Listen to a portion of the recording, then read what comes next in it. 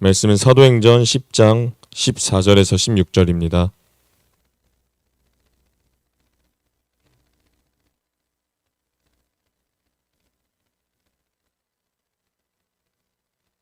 사도행전 10장 14절에서 16절입니다.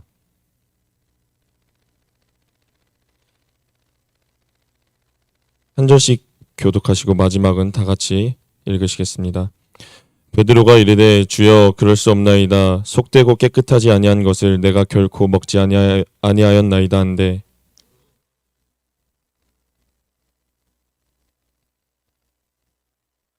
이런 일이 3번 있은 후 그 그릇이 곧 하늘로 올려져 가니라. 아멘. 기도드리시겠습니다. 하나님, 사람이 무엇이간데 주께서 저희를 하나하나 손가락으로 지으시고 인자가 무엇이라고 하나님 매일매일 저희를 권고하십나이까? 하나님을 우리의 주인으로 삼게 하여 주옵소서. 진정한 우리들의 삶의 주인으로 주님을 두었을 때 비로소 우리들의 삶에 변화가 일어나고 기적이 일어날 줄 믿습니다. 주님을 주인 두고 살아가는 우리 모두가 되게 하여 주옵소서. 예수님의 이름으로 기도드리옵나이다. 아멘. 할렐루야. 사도행전은 신약의 역사서라고 제가 말씀드렸습니다. 이 사도행전에 가장 중요한 사건을 한 3가지로 추려볼 수가 있습니다. 첫 번째는 바로 오순절 성령 강림 사건입니다. 그럼 두 번째는 무엇이냐? 두 번째는 바로 다메섹 도상에서 예수님을 만나 바울로 변하게 된 사울의 이야기입니다. 그리고 세 번째가 바로 오늘 저희가 읽은 본문 말씀인 백부장인 고넬료에게 복음이 전파된 내용입니다. 이 세 번째 내용이 왜 중요하냐? 하나님께서는 맨 처음 이스라엘 백성들에게 유대인들에게만 예수님의 복음을 허락하셨고 예수님이 오셨을 때 유대인들의 계속 외치시고 유대인들 향해 복음을 외치시고 결국 그들이 깨닫지 못해 그 예수님을 십자가에 못 박혀 죽이게 하였습니다. 그리고 나서 본격적으로 사도들의 복음 전파가 시작되면서 처음으로 이방인이 복음을 접한 내용이 바로 오늘 내용이기 때문입니다. 이 빌립보 가이사랴에 있는 백부장은 굉장히 경건하다고 나와 있습니다. 이 고넬료가 있는 가이사랴는 로마 제국 당시 가장 큰 항구 도시 중에 하나였습니다. 수많은 사람들이 왔다 갔다 했고 복음 전파되기 가장 용이한 곳이기도 했죠. 이 가이사랴는 단순히 그러한 내용으로 예수님께서 베드로를 보내셨느냐? 결코 그것은 아닙니다. 우리는 살아가면서 우리들에게 주어진 순간, 주어진 상황을 인간의 눈으로 그날의 한 가지 사건으로만 바라보기 때문에 주님의 크신 계획을 다 이해하지 못할 때가 참으로 많습니다. 내가 오늘 어떤 한 상황에 넘어졌는데 그 상황 때문에 많이 좌절되고 낙심되고 가슴이 아파서 하나님 앞에 회개 기도를 진중하게 드리다 보면 그 넘어진 사건과 똑같은 사건을 이미 내 삶의 곳곳에 수도 없이 많이 무너진 내 자신을 보게 됩니다. 오늘 이 예수님께서 이방인 복음 전도, 이 고넬료에 대해 복음 전도한 전도를 시작한 사도는 바로 베드로였습니다. 그런데 왜 하필 베드로였느냐? 베드로에게 예수님이 오늘 이 환상 3번을 보여주시죠. 12시에 배가 고파 지붕에서 기도를 하던 중 배가 고파 사람들에게 음식을 막 준비하라고 했습니다. 그러던 중에 황홀함 속에 예수님께서 환상을 딱 열어주십니다. 하늘에서 한 보자기가 내려오고 그 보자기 안에는 유대인들이라면 결코 먹어서는 안 될 동물들이 담겨져 있었죠. 그런데 하나님께서는 베드로에게 네가 그것을 주워 먹으라 라고 명령하십니다. 그런데 이 대담한 베드로는 감히 그 말씀에 거절을 해요. 주님, 이 더러운 것을 저는 절대 먹을 수가 없습니다. 그러자 하나님께서 말씀하시죠. 내가 깨끗하다고 한 것을 네가 함부로 더럽다고 하지 마. 내가 깨끗하다고 했는데 왜 네 자아대로 네 멋대로 그렇게 말해. 그렇게 말합니다. 이 말을 무려 3번이나 하는데 베드로는 끝까지 순종하지 않습니다. 그리고 베드로가 뒤늦게 고넬료의 하인이 베드로가 묵고 있는 무두장이 시몬 집으로 찾아온 것을 보고 이 속된 것은 이방인을 뜻하는 거였구나. 이방인에게 복음 전도를 하라는 뜻이었구나. 라는 뒤늦은 깨달음을 가지고 가이사랴로 갑니다. 저희 마태복음 16장 13절 말씀 한번 다 같이 찾아보시겠습니다. 마태복음 16장 13절 말씀입니다. 예수께서 빌립보 가이사랴 지방에 이르러 제자들에게 물어 이르시되 사람들이 인자를 누구라 하느냐. 빌립보 가이사랴라는 지방에 임했을 때 예수님께서 제자들에게 물어보십니다. 사람들이 날 보고 무엇이라 하느냐. 그러자 제자들이 말을 해요. 혹자는 세례 요한이요, 혹자는 메시아요, 혹자는 엘리야요, 혹자는 예레미야요, 이렇게 말을 합니다. 그럴 때 예수님이 너희는 나를 누구라 하느냐라고 물어보십니다. 그때 베드로가 말을 합니다. 16절입니다.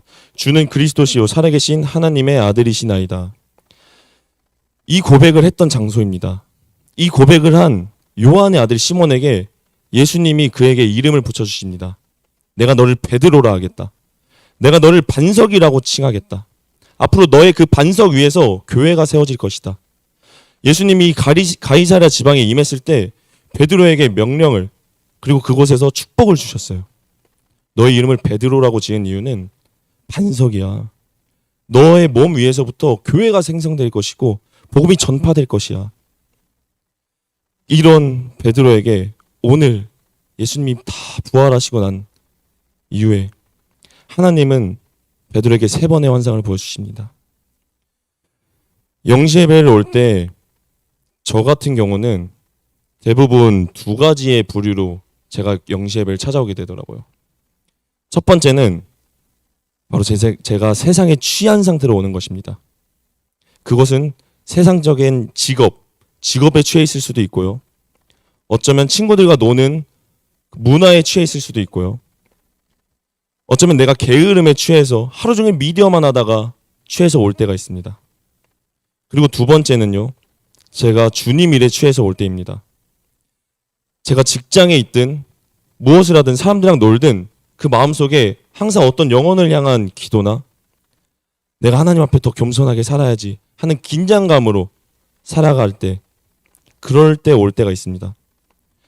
여러분들은 영시예배를 어떠한 마음 태도로 오시는지요? 저는 전자에 속한 상태로 올 때가 참 많습니다. 제가 예전에도 말씀드렸죠. 저는 영시예배 올 때 하루에 그 지친 몸, 하루 종일 공부하고 피곤한 몸을 이끌고 나와서 은혜 받으러 와야겠다. 오늘 나에게 무슨 말씀을 주시려나. 기도할 때도 제가 흘리는 눈물은 주님을 위한 눈물이 아니라 저를 위한 눈물이었습니다. 오늘 기도를 하면서 주님께 너무 죄송해서 눈물이 막 나는데 옛날 생각이 딱 나더라고요. 공부할 때는 매일매일 그렇게 눈물이 났어요. 누가 나에게 말을 툭 던져도 눈물이 났고 그냥 성전에 와서 앉아 있기만 해도 눈물이 막 났어요. 근데 그때 그 눈물은 과연 내가 진짜 주님을 향해서 흘렸던 눈물인가? 내 삶이 비탄해서, 내 삶이 너무 힘들어서 그래서 흘렸던 눈물이더라고요. 하나님이 저에게 중학생 때 심령 기도 중에 이런 예언 기도를 해주셨어요. 네 감정에 속지 마라. 제가 눈물을 막 흘리면 제가 하나님 앞에 신실한 것만 같고 신령한 것만 같으니까 제가 막 착각해서 하나님 앞에 기도를 막 하는 거예요. 근데 그날 이정희 전도사님이셨을 때 전도사님의 심령 기도 속에 네 감정에 속지 말라 라는 그 말씀을 듣고 참 충격을 먹었었는데, 그런 말씀을 듣고 나서도 성인이 될 때까지 제가 그 실수를 계속 반복했다는 것입니다. 베드로도 마찬가지죠. 그 가이사랴 지방에서 베드로란 이름을 얻게 되었는데 보란 듯이 오늘 예수님께서, 하나님께서 3번의 환상을 보여주셨는데 그것을 거절합니다. 내가 진작에 순종만 하고 따라갔었으면 이 뜻이 가이사랴 지방에 있는 이방인 고넬료를 전도하기 위함이었구나. 하나님이 그 환상을 보여주셨을 때 그 안에 있는 동물을 내가 끄집어서 먹어버릴 걸 왜 못했지? 뒤늦은 깨달음이 몰려왔을 것입니다. 그래도 베드로가 그 뒤늦게 깨달음을 알고 빌립보 가이사랴 지방으로 가 하나님 앞에 뒤늦은 순종을 하죠. 우리가 무슨 일이 있든 간에 하나님 말씀에 순종해야 될 줄 믿습니다. 인간의 시야는 너무나도 짧아서 오늘 하루 일밖에 보지 못할 때가 너무 많아요. 그 상황밖에 보지 못할 때가 참 많아요. 하나님의 크신 계획은 어디까지 펼쳐져 있는지도 모르는데 착각할 때가 너무나도 많단 말입니다. 우리가 하나님 말씀에 순종하고 계속 살았을 때 비로소 그 시기가 언제인지는 모르겠지만 하나님의 뜻을 알게 될 줄 믿습니다. 이 세 번의 환상이란 숫자 3. 이 3이란 숫자는 베드로에게 너무나도 의미가 있는 숫자죠. 베드로에게 예수님이 네가 나를 3번 부인할 것이다 라고 하였을 때 베드로는 절대 그럴 일이 없다고 하였지만 예수님이 십자가에 못 박혀 돌아가시기 전 예수님이 붙잡히셨을 때 어린 소녀가 나에게 와서 물어봤을 때도 주님을 모른다고 부인하였습니다. 그리고 닭이 울고 나서 그제서야 깨닫죠. 예수님이 십자가에 못 박혀 돌아가시고 나서 그 두려움에 제자들이 뿔뿔이 흩어져 무엇을 했느냐? 각자의 원래 있던 곳으로 돌아갔습니다. 베드로와 야고보 그 몇몇 제자들은 자신들이 원래 있었던 갈릴리 호수로 가서 어부의 생활을 살았죠. 밤에 배를 이끌고 나가 새벽 늦게까지 그물을 던집니다. 그런데 물고기를 한 마리도 못 잡아요. 아침이 막 되었을 때 저기 해변가에서 어떤 한 사람이 말을 하죠. 깊은 곳에 그물을 던지라. 하였을 때 물고기가 153마리가 잡힙니다. 그때 예수께서 사랑하시는 제자 요한이 말을 하죠. 부활하신 예수님이시다. 그 말을 했을 때 베드로가 겉옷을 두르고 주저없이 갈릴리 호수로 뛰어듭니다. 그리고 이 예수님에게 찾아가죠. 찾아가자 예수님이 무엇을 하고 계셨느냐? 제자들에게 화가 나 있었느냐? 아니요. 불을 지피고 조반 아침밥을 준비하고 계셨습니다. 그리고 제자들을 다 불러서 아침밥을 딱 먹이고 나서 그때 무슨 대화를 나눴을지 아무래도 정막이 흘렀겠죠. 근데 예수님이 베드로에게 말씀하십니다. 네가 여기 있는 사람들보다 나를 더 사랑하느냐? 주님 그렇습니다. 제가 주님을 정말 사랑합니다. 그럼 내 양을 먹이라. 근데 이 질문을 또 몇 번 하시죠? 3번 하십니다. 2번 질문하고 3번째 질문하실 때 베드로가 근심하며 대답을 했다고 나와 있습니다. 고통스럽게. 첫 번째, 2번째 질문하셨을 때는 그냥 예수님을 사랑한다고 울면서 대답했을 수도 있고 울먹이면서 대답했을 수도 있고 염치 없어서 고개 숙이면서 대답했을 수도 있었겠죠. 근데 3번째 예수님이 질문하셨을 때 트라우마처럼 내가 예수님 3번을 부인했었지. 그게 딱 머릿속에 떠올랐을 것입니다. 그래서 베드로가 근심하며 예수님에게 대답을 하죠. 내가 주님을 사랑하는 줄 주님이 아십니다. 했을 때 마지막으로 예수님이 베드로에게 하신 말씀. 그렇다면 내 양을 먹이라. 딴 거 없었습니다. 예수님이 베드로에게 너 그러면 다시 돌아가서 사람들에게 가서 다 말해. 나 예수님의 제자였다고. 가서 외쳐. 왜 도망갔는데? 왜 부인했는데? 이런 거 명령하신 것도 아니라 예수님이 제자들에게 사랑 베푸셨듯이 그 12제자 만드셨듯이 너도 가서 똑같이 하라고 그거 명령하십니다.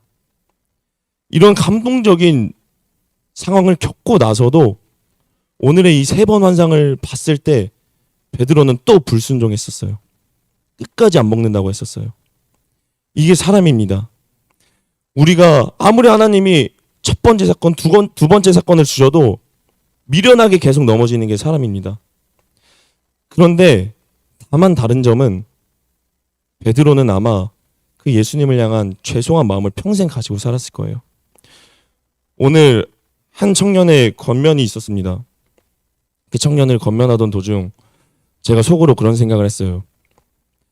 주님을 향한 죄송함, 미안함이 내 쾌락보다 더 크면 내가 죄를 짓지 않고 살아갈 텐데 그 생각을 딱 했었는데 이정희 목사님께서 그런 말씀하시더라고요. 예수님의 제자들도 미안함 때문에 살아가지 않았을까? 그 미안함 때문에 평생을 빚진 마음으로 살아갔었을 것 같습니다. 바울도 그러하였겠죠. 나는 죄인 중에 괴순이라 라는 고백이 왜 나왔느냐? 스데반 집사님을 자기 앞에 끌고 왔을 때 돌로 쳐 죽이라고 명령한 게 바울이었잖아요. 스데반 집사님 뿐이었겠습니까? 수많은 예수님 믿는 사람들 다 잡아다 끌고 와가지고 죽이고 옥에 집어넣고 했던 게 바울이었는데, 회심하고 나서 자기가 여태껏 했던 행동들이 다 죄인 걸 깨달으니까 눈물밖에 안 나는 거예요. 피 흘리기까지 싸우라고 명령하셨는데 바울은 죽는 그날까지 피 흘리기까지 싸웠겠죠. 무슨 마음으로? 빚진 마음으로 살았을 것입니다. 우리도 하나님 앞에 너무나도 교만할 때도 많고 가증스러울 만큼 사람이 사람을 대할 때도 너무 역겨워서 더러워서 다가가고 싶지 않을 그러한 죄악에 빠질 때도 너무나도 많지만, 하나님 앞에 죄송한 마음을 가지고 평생 빚진 마음으로 하루하루를 살아가는 우리 성도님들이 되길 간절히 축복하겠습니다. 기도드리겠습니다. 예수님, 이래놓고는 내일 또 넘어질 수 있는 게 사람입니다. 사실 많이 두렵습니다. 오늘 이 자리에 서기까지도 불과 몇 시간 전까지만 해도 죄를 지었던 저인데, 주님, 주님을 향한 미안함이 내가 원하는 죄악들, 게으름이면 게으름, 음란이면 음란, 교만이면 교만, 그 어떠한 쾌락보다도 주님을 향한 미안함이 더 크게 느껴지게 하여 주옵소서. 주님을 향한 죄송함이 우리들의 삶에 크게 느껴질 때 빚진 자의 마음으로 살아갈 준비가 되어 있을 줄 믿습니다. 하나님 앞에 빚진 자의 마음으로 살아가게 하여 주옵소서. 예수님의 이름으로 기도드리옵나이다. 아멘.